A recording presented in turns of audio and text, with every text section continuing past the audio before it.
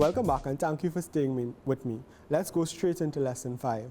In Lesson 5, we'll be looking at making connections between literature and real life. In this lesson, we will look at making connections between literature and real life situations, and we will also look at judging the nature of characters with supporting evidence. Making connections between literature and real life situations. These are inferential questions because they ask us to connect what we would have read with our real life experiences. This is when you connect the words and ideas you read to your experience. It helps you to understand what you're reading. You put yourself in the place of the writer based on what you know and what you have experienced. Let's consider these questions. Where do you think the poet was when he saw the clouds? Give a reason for your answer. Why is the word movie a suitable description of the actions of the cloud? Let's take a look at our first question. Our first question asks us, where do you think the poet was when he saw the clouds? Give a reason for your answer. To be able to answer these questions, as I said, you need to make connections between what was read in the poem and your real life experiences. The connection that you need to make here to be able to answer this question would be consideration of where the poet would need to be for the sky to be visible, and it must be a place where you would find birds, because birds are mentioned in the poem. Therefore, the answer needs to be a place where you can see the clouds and find birds. So our answer could be in the yard, in a playground, in a field, in the porch, near a window. Any place where you can lie and look at the clouds and hear birds would be a correct answer. The reason that we would give to support our answer would be because he could see the clouds and hear the birds sing. Let's consider our second question. Why is the word movie a suitable description for the action of the clouds? Here, the connection we need to make would be that the characters and scenes in a movie change.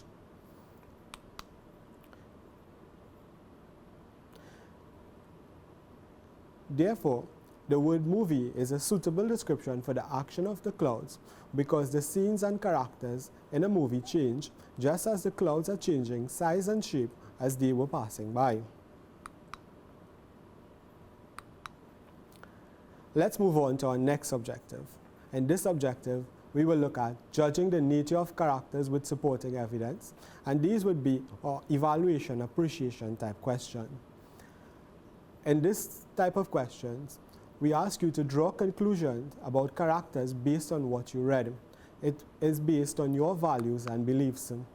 Let's consider the following question. Do you think the poet was lazy? Give a reason to support your answer. Well, in the poem, the poet is lying on his back looking at the clouds all day. How would you describe someone who does nothing all day beside that?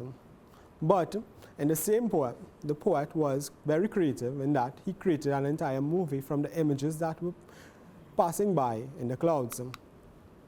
So, one plausible answer would be, yes, he was lazy because he did nothing for hours besides lie and look at the clouds passing. Another answer could be,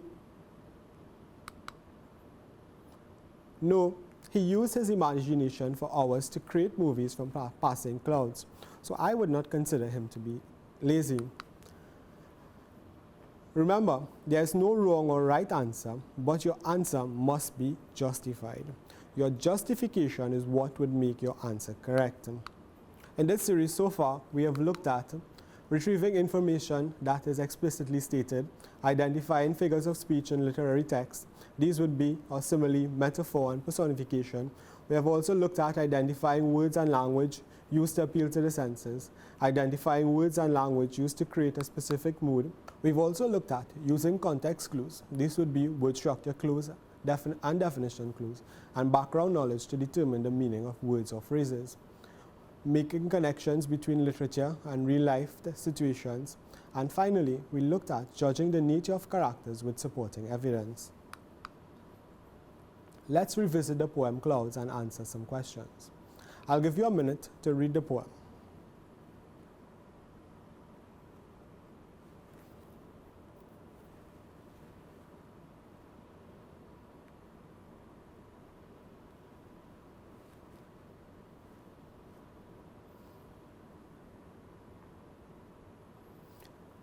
Now that you have completed reading the poem, I have some questions that I want you to consider.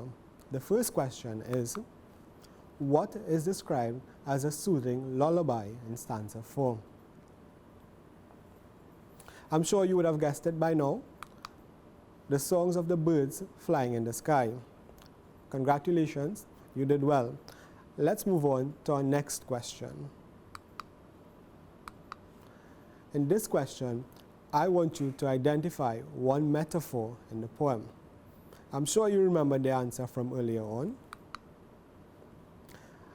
And it was as if on film this movie played.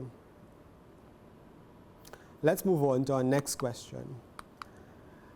In this question, I want you to tell me what senses appeal to in the line, "so beautifully orchestrated." Remember, to answer this question, you need to identify which organ you would use to hear the music that was beautifully orchestrated. The organ would be your ear, and because we're using our ears, the sense that is appealed to in this line would be our sense of hearing. Let's look at an inferential question. Why do you think no two images were ever the same? Explain your answer. Remember, to answer this question, you need to make connections between things that you would have experienced as well as what is written in the poem. I'm sure that you would have gotten your answer by now, and the answer to this question is the images were never the same because the clouds constantly pass by in different sizes and shapes, similar to how the scenes in a movie would change. Let's look at another inferential question. Identify the mood in stanza 2 and give an example to support your answer. The mood in stanza 2 can be described as excited, optimistic, or hopeful. One example which supports this mood is found in the line, "From my imagination, a million things did escape." If you remember the poem correctly, you would recall that in this stanza, the poet spoke of creating movies from his imagination, his mind's eye. Let's consider this question. Give a synonym for my mind's eye in stanza 2. I'm sure you would have gotten this one correct already, and a synonym for my mind's eye is my imagination. Let's consider this question. What in the poem is referred to as a movie? Explain your answer. Remember, this question has two parts. To get the question correct, you must answer both parts of the question. Let's take a look at our answer. The clouds passing by in the sky are referred to as a movie. This is because the clouds are continuously passing in different shapes and sizes. It feels like a movie is being played to the person watching the clouds. Let's have a look at an evaluation appreciation question. Why is the word movie a suitable description for the action of the cloud? Well, the word movie is a suitable description for the action of the clouds because a movie plays a story over time. Similarly, the person watching the clouds pass by for hours on end feels like a movie is being played. Let's consider this question. State two ways in which the language of the poem affects you being the reader.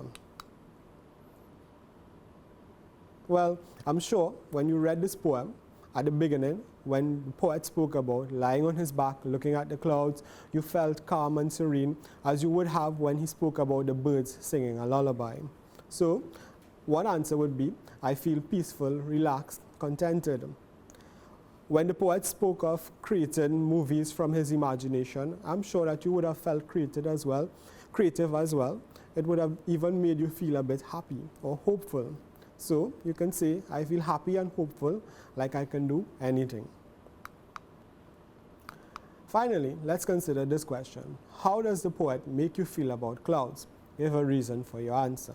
Remember again, this is a two-part question, and to be able to get full marks for this question, you need to answer both parts of the question.